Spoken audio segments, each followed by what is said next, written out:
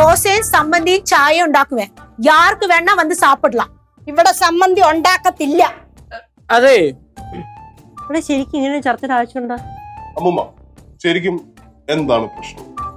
എന്താ പ്രശ്നമെന്ന് വെച്ചാ നീ മിണ്ടരുത്, നീ മിണ്ടിപ്പോവരുത്. മോനെ, മോൻ ഉച്ചക്ക് ചോറിന്റെ കൂടെ എന്തുവാ കഴിക്കാൻ വേണ്ടുന്നേ? ചിക്കൻ മട്ടൻ ബീഫ് ഒഴിച്ച് ബാക്കി എന്താണെങ്കിലും അളിയെന്ന് പറയാം. മക്കളെ എന്തോ വേണ്ടെന്ന് വെച്ചാ പറഞ്ഞു. അമ്മൂമ്മ എന്തെങ്കിലും തന്നാ മതി, ഒരു കുഴപ്പമില്ല. சிது உனக்கு மீன் குழம்பு ரொம்ப பிடிக்கும்ல, அப்ப மீன் குழம்பு வைக்கலாமா? എരിയും പുളിയും ഒക്കെ ചേർത്ത് വേണം മീൻ കുളമ്പ് ഉണ്ടാക്കാൻ. മധുരവും കൂടെ ചേർത്ത് കഴിഞ്ഞാൽ നന്നായിരിക്കും. മിണ്ടരുതെന്ന് എന്നോട് പറഞ്ഞേ. നിങ്ങൾ രണ്ടുപേരും കൂടെ ആണല്ലോ കുറച്ചേരം കൊണ്ട് സംസാരിക്കുന്നത്. ഞാൻ രണ്ടു വാക്ക് സംസാരിച്ചെന്ന് പറഞ്ഞ എന്താ കുഴപ്പം? சிது உனக்கு மீன் பொரிச்சது ரொம்ப பிடிக்கும்ல, நான் ருசியா மீன் பொரிச்சு கொடுக்கறேன்.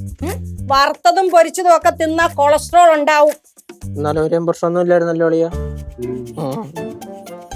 யாரு வரலனாலும் நான் போய் தோசை சம்மந்தி ഉണ്ടാക്കിட்டு வரேன். ആ അങ്ങനെ തന്നെ അല്ല അങ്ങനെ തന്നെ പൊക്കോ. நீயே மிண்டாதிட்டு